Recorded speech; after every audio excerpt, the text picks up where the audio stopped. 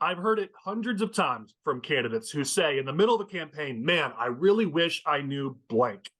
I wish someone had told me this, whether it was something they could have done better or prepared, or maybe it was information that if they had known, they may not have run. It's a horrible thing for candidates to go into a race unprepared. So what this video is to help people who are thinking about becoming candidates to know the things they need to know now to be prepared.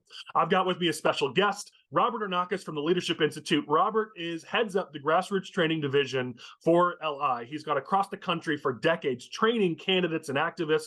LI's trained hundreds of thousands. As a matter of fact, if you do the math, Robert, I can say this, you probably can't, but I think if you do the math, you've probably trained more first-time candidates than anybody in the country, other than maybe Morton, but otherwise it's probably you as number two. You know, it's funny you mention that, Colin, because I was adding the numbers up in my tenure with LI. There's been over 65,000 people that have been trained through our division. That equates to thousands of people who are candidates who have gone through our training programs. And certainly a lot of those have gone on to do great things. And some of them have decided, hey, you know what? Maybe I should do a different career field, which brings us to where we're at today. Right? We want people to learn how to be good candidates and then go out and win their races. So I am thrilled to be with you today. Well, yeah, I mean, you're what's the quote from Morton? You owe it to your philosophy to learn how to win. Did I get that right? Yeah. Yep. You owe it to your philosophy to study how to win.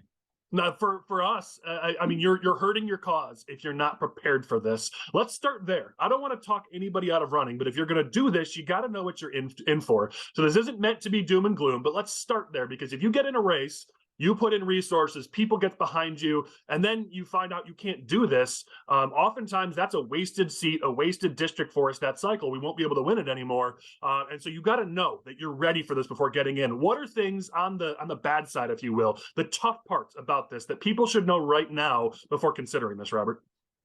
Well, first off, I would say our industry is one of those ones that people look at and they say, you know what, I want to decide I want to go and run in politics.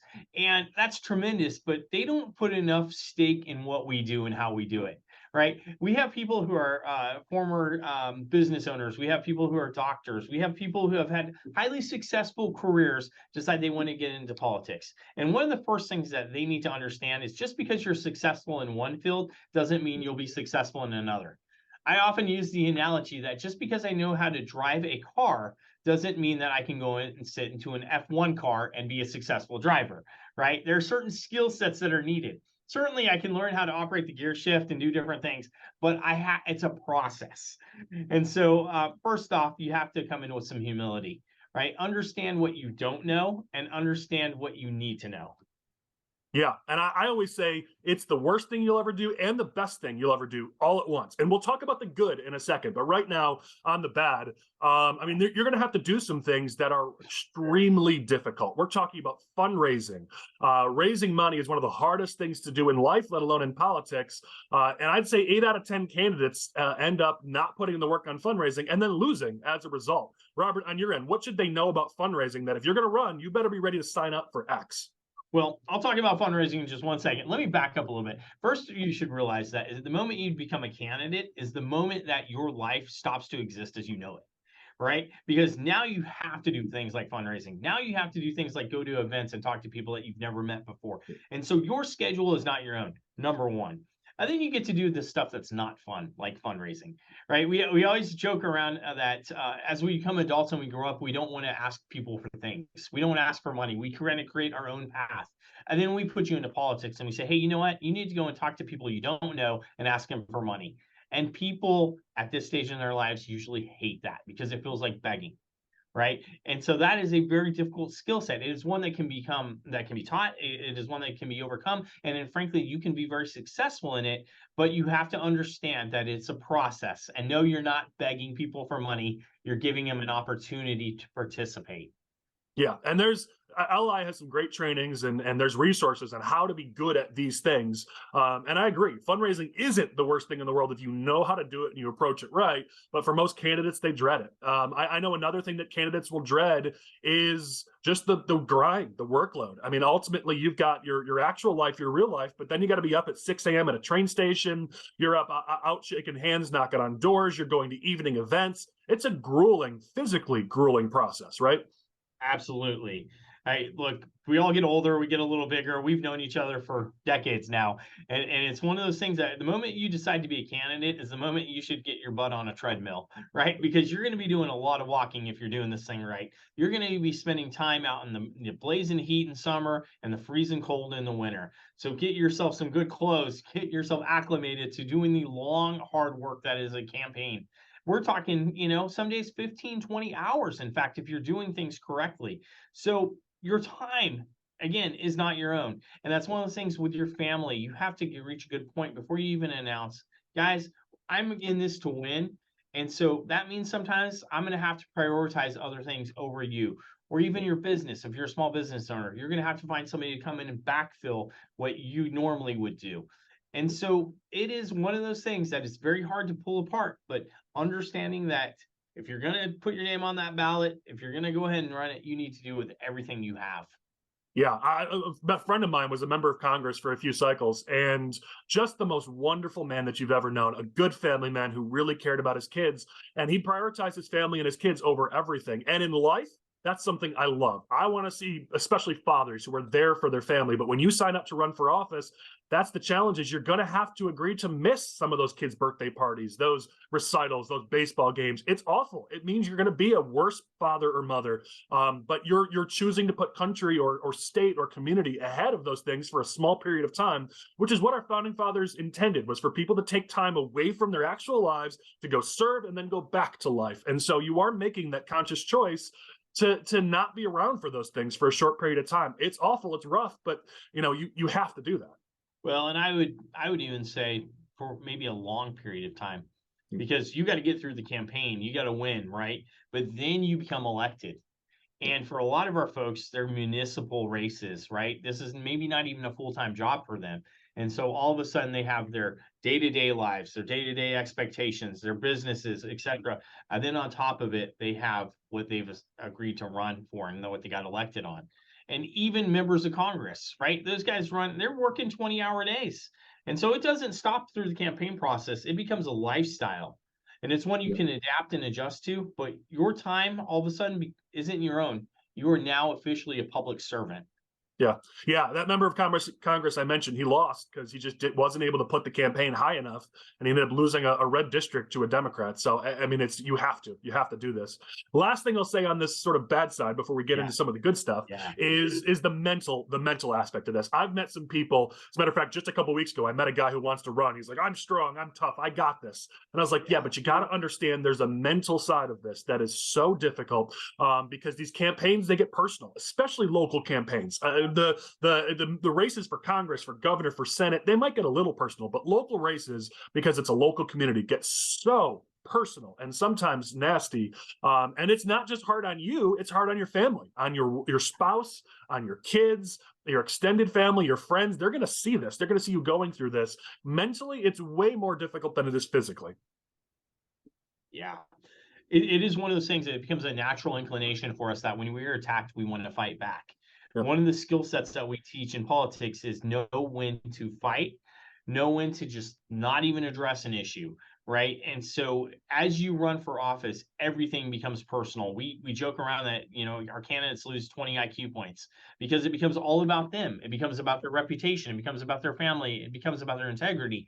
And so understanding what you're there to do and how you're supposed to do it is super important, right? If you're one of those people that wears your emotions on your sleeve, I always say you have to hire to your weaknesses. You have to find campaign staff and trusted advisors that are willing to pull you aside and say, let's take a deep breath. Let's sit back and kind of think about an approach to this. And Collin, I would say you've seen it there in Illinois, right? I mean, we go back to the Jerry Ryan days and, seeing what happened there. There's nothing that is private these days. And in fact, it's even worse than that, we are judged in the court of public opinion. And a lot of times that is just based on rumor and innuendo and not based on facts. But we can get a story out in a second and all of a sudden it will change opinions. So you have to be very careful, not only how you address these issues, but understanding what issues may occur and what are not on your radar. Yeah. And so let's flip the coin. Let's look at the good side of it. You're going to be able to make a tremendous impact, a difference in your community.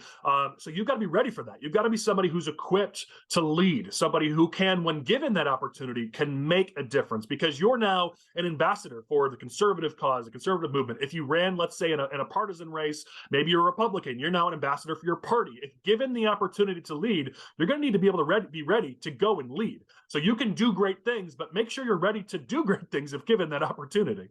Absolutely.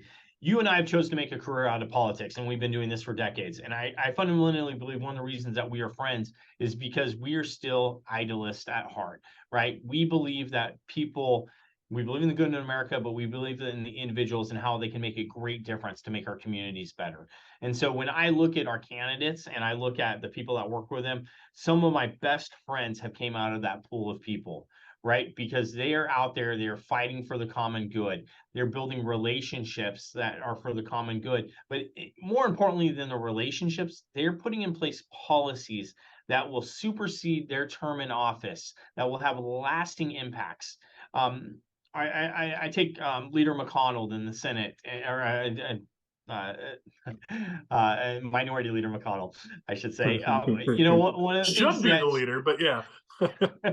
one of the things that people talk about him is his position on judges will have impacts for decades to come.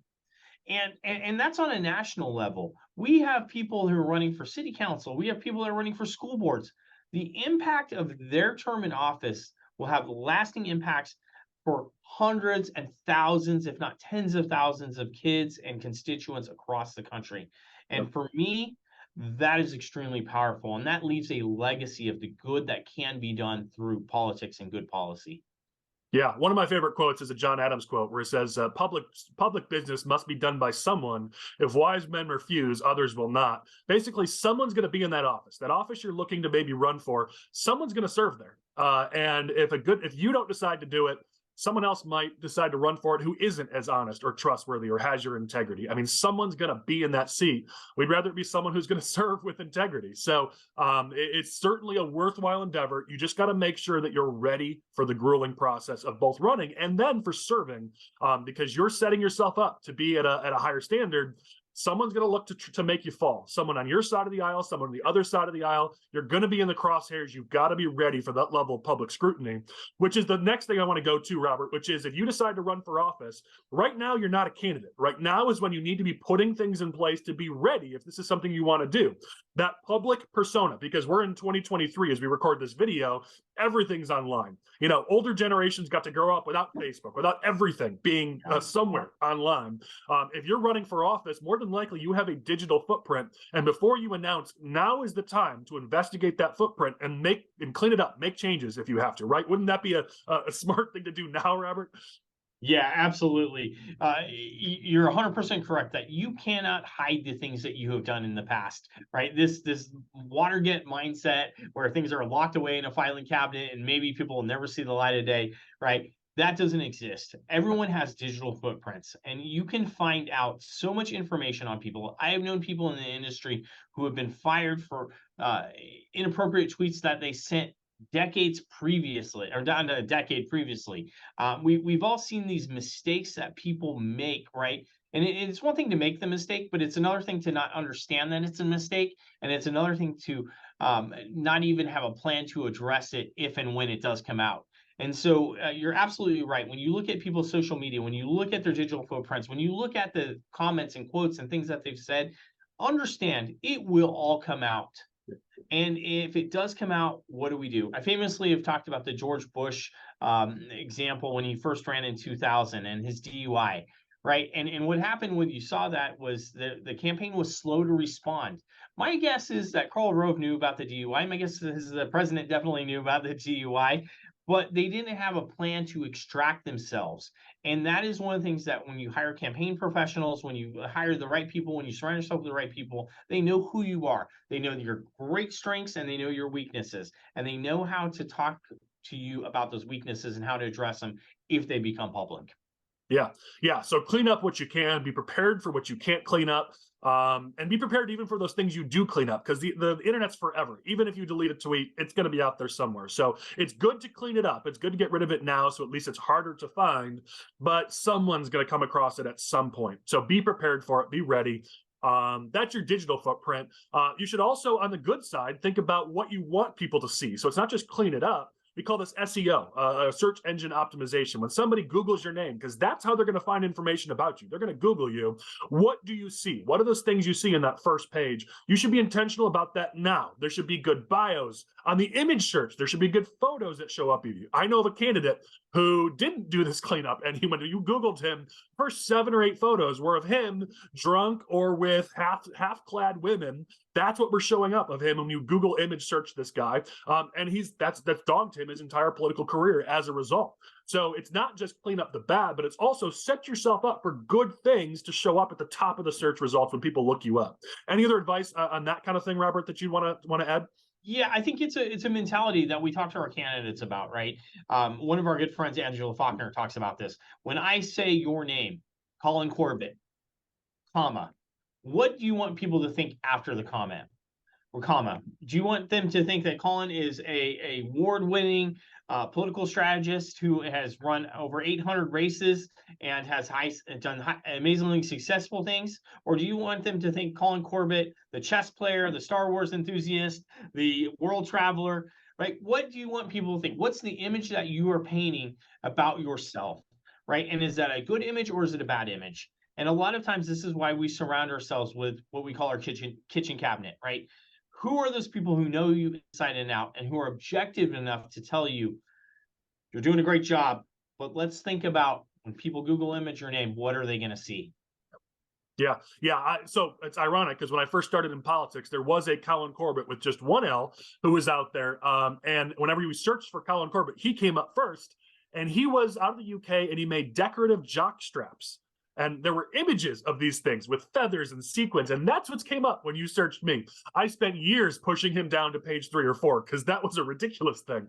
And so you may not have as extreme of an example as that, but you got to know what people are going to find when they go look you up. Absolutely. And along those same lines too, I think it's super important that where you're talking about SEO, you own your domains and any Yep. variants of those domains, right? And so it's not only just robertarnakis.com, it's robertarnakis.org, it's Robert Arnakis for whatever office I'm seeking, right? You have to be strategic because if you do not own your domains, the other side will purchase those domains. And we have seen where parody accounts get set up. And because people are not savvy consumers of information, all of a sudden I Google Collin Corbett or Robert Arnakis and I'm on the wrong page getting Yep. the wrong information. Yeah, we got a person on our team who that's his favorite tactic. Every time we get involved in a race, he immediately checks the domains for our opponents. And I'll tell you, probably 20% of the time, they have not bought even their own name, let alone, Smith for Congress or Smith for City Council or whatever it might be. And he'll pick those up immediately before we even talk to the client. We're like, hey, we've got your opponent's domains. So yeah, this is absolutely something. That's great advice. Let's talk about another aspect, which is sort of your personal life. What on the personal side do candidates need to make sure they get lined up so that when they run, they're ready, they're prepared? What are your thoughts on the personal life side? Get your financial house in order. Number one, right? Candidates all the time underestimate how much money is going to go into a race, and they underestimate how much of their own personal finances should go into a race. And so that goes. It's a twofold cycle, right? Some people say, "Well, I'm running for office, and so I don't need to donate to my own race." No, you absolutely need to donate to your own race, and you should be the number one donor to your race, right? And so when you look at that, what can you afford to spend on a race? What are you going to have to give up? Right. It is one of those things where you can go and pull old filings for people who run in the past. You can get ideas of what that race cost, and then you should look at what you are coming into it with. That's super important. The other side of it, when it comes to your personal relationships, your family relationships, it's a two-way street. Sometimes those relationships will be compromised. Sometimes you just think, hey, I have this person, he's going to help me out, or this person's going to help me out. And all of a sudden you run and you have the wrong initial by your name. And you find out that maybe that friendship wasn't quite as deep as it was. Or conversely, on a positive note, you find out that, you know what, that person respects you so much that even if you might be of opposite political affiliations, they appreciate what you're doing. They appreciate what you're going to do. And they say, I'm all in. right? And Yeah. I've seen that with family members who sisters and brothers might be on the opposite side of the spectrum, but that's their brother. We're coming out. We're going to help him. Whatever he needs, we want to see him succeed. And so Yeah. I look at that. The other side is too. Look, Yeah. we're tradition. Go ahead. No, sorry. I think you're making awesome points, and I wanted to give a follow up and then get your thoughts. So on the fundraising, keep in mind that even if you don't put in like a check into the campaign, which you should, Robert's right. You're going to be driving to different events. You're going to be paying gas prices. There's going to be ticket prices to get into these events. There's going to be costs along the way. You're going to have to buy good walking shoes, and you better burn through them and need a second pair. Like there's going to be costs here on top of just putting money into the campaign that most candidates don't think about, but oftentimes thousands of dollars of personal costs that will go into this. So you've got to make sure you're ready for that on the financial side. And then, Robert, to the point of the team and your family, I wanted to ask you about this. I've seen the most successful candidates were the ones who brought the family in early before even deciding. In the process of deciding, do we do this? They make it a family decision rather than just, hey, I'm going to do this. Will you help me? And then we've seen conversely. I mean, Mitch Daniels in Indiana would have been President Mitch Daniels if his wife and his family was on board with his political ambitions, but that never happened. And so having the family on board is absolutely necessary. What's the best way you've seen to do that? Yeah, I think that is a very personal discussion, right? Is the family supportive of what you're trying to achieve? And supportive may be, hey, absolutely go and do it, or it might be, we're going to walk alongside you in this journey, right? And I go back to the idea of John Kerry when he first decided he was going to run for president. His wife and him were in agreement he should run for president, but frankly, it was so challenging for him to be with his wife on the campaign trail that they would book separate hotel rooms for the both of them, right? Because he just needed time and space. And so when you look at what your role your spouse plays or what role your children play, I love that when children and spouses come out on the campaign trail. I'll be honest with you, I'm a fan of Ron DeSantis. I've been with him and Casey and their kids, and they're adorable, and they present a whole nother dynamic. And I think it also adds credibility when we're talking about these issues in our country and how we make our future brighter, right? I want to see a parent out there. I want to see children out there who are well behaved. I want to see children that don't have blue hair, right? I want to see a family that is supporting their candidate, whether that's a female candidate, a male candidate, because that adds that credibility. But the other side of it is to me, the people who know you the closest should be your biggest cheerleaders, right? And so that tells me something about who you are as an individual. So to the extent you can involve your family, absolutely. We've seen door-to-door campaigns, and they'll bring their kids in a little red wagon and ride them up to the door. Adorable, right? And you see the parades that we're in and that kind of stuff. It is so powerful, which brings me to one of my other points. You're going to travel all around your district. You're going to go to events and fairs and everything like that. Invest in a good camera, take good pictures, document your ride and your family's ride on that campaign trail, because those are things that are going to stick with you for a lifetime. And those are things that people can relate to more than just some, old person in a suit saying, pick me for your next candidate. Yeah, I mean, people vote based on who they like. We're in the social media generation. And so people only vote for candidates that they like, that they have positive feelings towards. And so you're right, whether it's at those parades, the doors. I mean, the best candidates I've seen are the ones where their husband or their wife is with them, their kids are with them, their dog. I mean, the most popular thing in every parade is the dog. So bring the dog along, have dog treats, like be personal, be real. You're absolutely right. And when you do that, I think a great way to be prepared is make sure you've pulled together that media. You say, be smart about having a good camera, take good photos during the campaign, and you're 100% right.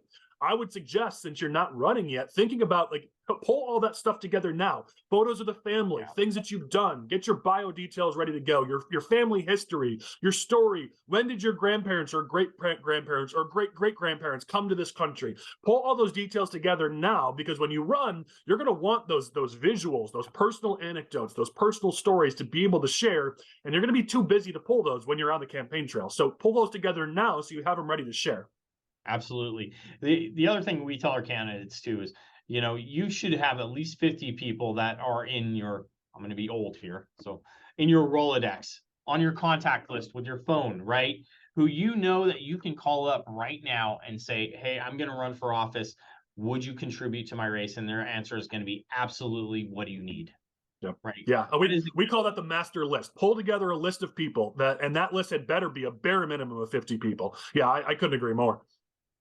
and so, Colin, you're right. There are things that you need, right? If you were going to take a journey across the country, well, you'd probably start out with having a good car, right? And then you need to get some fuel, and then you'd want to make sure that you had roadmap to get to where you want to be. So steps along your journey are super super important, and you don't want to be making the decisions while you're going down the freeway at 80 miles an hour. Yeah, I couldn't agree more. I mean, especially if you're Robert and you're using a paper Rand McNally map instead of using GPS. So you want to be extra careful then. Hey, it works well. I love that atlas. So he's the guy you see if you look over and the whole windshield is covered with this giant 6-foot map. That's Robert. So another thing that I've seen that candidates struggle with is when they get into the race, you're asked a lot of questions about different issues in the community, or maybe their major issues, state issues, national issues. And I think I see some candidates will get paralyzed because they go, oh, I don't know everything yet. And that's okay. You're not expected to know everything. But I've seen the flip a lot more lately, where people have spent no time researching if they're running for local office, the budget for local office, or the state's budget, or the federal budget, knowing where tax dollars are coming in, where they're going, what are the major challenges facing the community, and doing some research and talking to some people, asking them about it.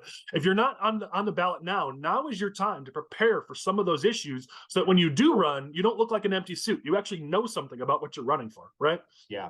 It's one of those things where you have to be substantive, right? People make judgments based on your substance. And so you would not apply to a job without reading a job description. Based on that job description, you would say, I'm qualified or not qualified, or maybe, there's going to be a little bit give and take.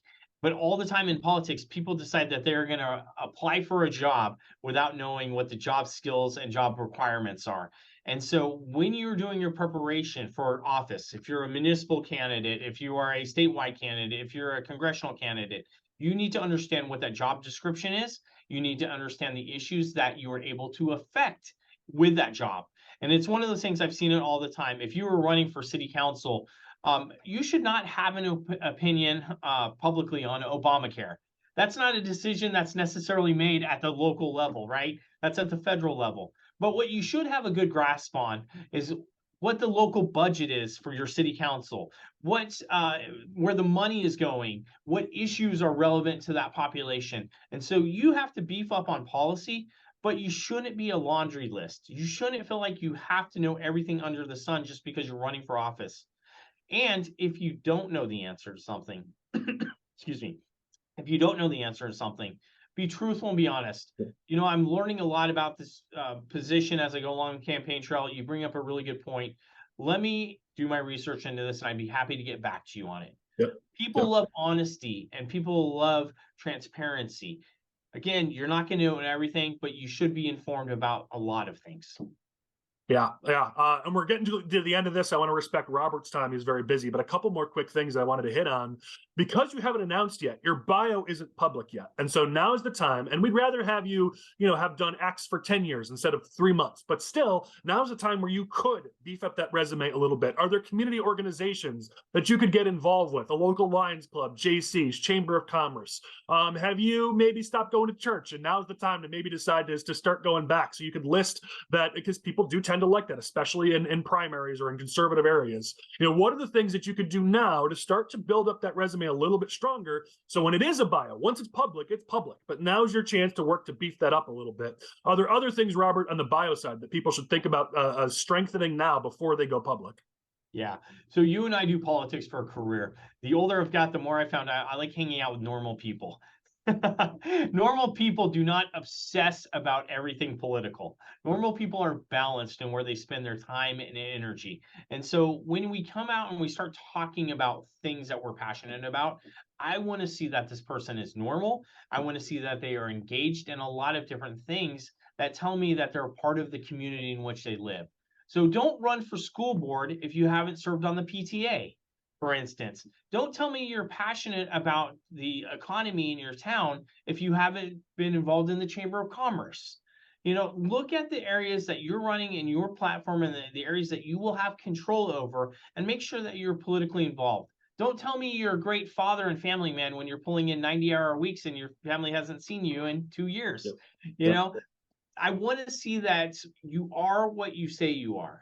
All right. And you're right, Colin. If you are one of those people that faith is a large part of who you are and a component, well, then I should be able to say, hey, what church are you going to? Tell me who your pastor is, right? There has to be some credibility in who you are substantively as an individual. And it's Yeah. never too late to start getting involved in that. Absolutely. Yeah, and think about what you're running for too, right? So if you're running for library board, you better have a library card, and maybe you've attended a couple library events. There's a public official here in our home state of Illinois who heads up a public transit agency who hasn't actually gone on that type of transportation in over 2 years, but he heads the transit agency. I mean, think about what you're running for and what experience you need. There's a lot of shooting going on up there in Chicago. So fair, yeah, fair. Yeah, we're maybe you just want to hunker down if you live here. You've got the bunker, you're safer there. But think about what you're running for, and people are going to ask you questions. If you're running for a certain position, if you're running for city council, have you attended a city council meeting before and actually listened to what's going on? Like, you want to make sure that you've done those steps for the actual office that you're looking for as well, because you're going to get those questions. Well, and along those same lines, don't tell me you're passionate about something if you haven't voted in the last few elections. Yep. Right? That is such a basic level of attack for somebody. You can't tell me that you love your community when you're not going out and voting on who your elected officials are. Yeah, absolutely. It's one of the first things that people like us will check. Have they even voted? And if not, it's almost disqualifying to the public. So yeah, that's an awesome point. I've got one final thing that I want to close with. So Robert, I know you had some stuff on your end. Is there anything else that you want to give as advice to people who are thinking about running for office that we haven't covered? I would say this: understand your district. So when I moved into my new community, one of the first things I did is join the HOA. You never hear good stories out of HOAs, right? But I wanted people to know that I was passionate about living in that community, and I was going to do anything possible to help that community strive and grow. And I would say the same as you're an office holder or potential office holder, you need to engage with your neighbors and your friends and your family in those communities on a variety of levels, because that is your district, that is the office you're seeking. So look for ways to plug yourself in, look for ways you can plug your family in, because that's how you win races. You're a known commodity. People know you, they trust you, they believe you, and they want you to lead them. Yeah, absolutely. That's great advice. So the final thing as we close here is the question I ask every candidate, and I am appalled at the number of candidates who can't answer it, which is, why are you running? Before you put your name on the ballot, you better be able to answer that question. So if right now you're thinking about running, you better be thinking about, what's the why? Why are you doing this? Because if you can't answer that simple question, I'm telling you, most of those candidates that I talk to who can't answer that question end up losing. You've got to know, what is that thing that's driving you to do this? What's the passion? Because if you're expecting other people to give you their time, their talent, their treasure, they're not going to do it if they don't see that you have a driving force, that you have a North Star that you're pushing for. And so right now is when you need to be answering that question for yourself. What do you think, Robert? I 100% agree. I'll add on this one side of it. Colin, you and I can be very passionate about an issue, but if our constituents are not equally or more passionate about that issue, there's going to be a disconnect. And so part of the process of running for office is to know who we are, what we care about, but through the fact-finding discovery part of the campaign, your door knocking, your public events, things like that, you need to understand what the constituents are concerned with. And oftentimes you may find that there's a disconnect there, right? And so as you describe why you're running for office, you need to do it in terms that the constituents can know and appreciate. I'm running so that we can have a better Springfield. And let me tell you, I've talked to my friends and my neighbors and those folks all around the country, and they've told me their concerns are this. They need better leadership. They need better transparency. They need better X, Y, and Z. And because of them, I'm making the tough decision to run for office because I want the community better for them and for my family. Yeah, I think that's awesome. That's a great place to stop. If you didn't know why Robert was in this video before we started, you sure as heck know now. He's an awesome resource. And Robert, I could give it, but it's probably better coming from you. The domain for Leadership Institute, advice for people to hop on there and get some additional training. Yeah. So our website's leadershipinstitute.org. That's leadershipinstitute.org. I'm happy for folks to reach out to me if they have questions, concerns. You can find me on the website. The last thing I would say is that, Collin, I'm excited that you and I are going to be working together a little bit later this year in Illinois on a series of training programs. That's going to be coming down the pipe. Lastly, in terms of resources, for those of you going to our website, you may or may not be able to see this, but I'm going to hold it up. We have a document here. It says the 10 worst mistakes of losing and winning candidates. If you go to our website, you can download this for free. There are a ton of other helpful documents on there that will help you along your journey running for office. So glad to be with you today, Collin. Thanks so much, and really appreciate our friendship over the years. Yeah, listen, it's been great. I think of the early days and how long we've been doing this. Abby and I, my wife, love to travel, and Robert and his wonderful wife, I think they're the only couple out there who have us beat, who have gone to cooler destinations, more destinations. So I'm trying to catch up. So thanks, Robert. I really appreciate your time. Everyone, thanks for watching this. We really do encourage people to put your name on the ballot. We just want you to be ready when you do it. We need good people to serve in office, but you got to be ready for what you're signing up for. So I hope this was a great resource. Stay tuned. We'll have more coming in the future. Thanks so much for watching.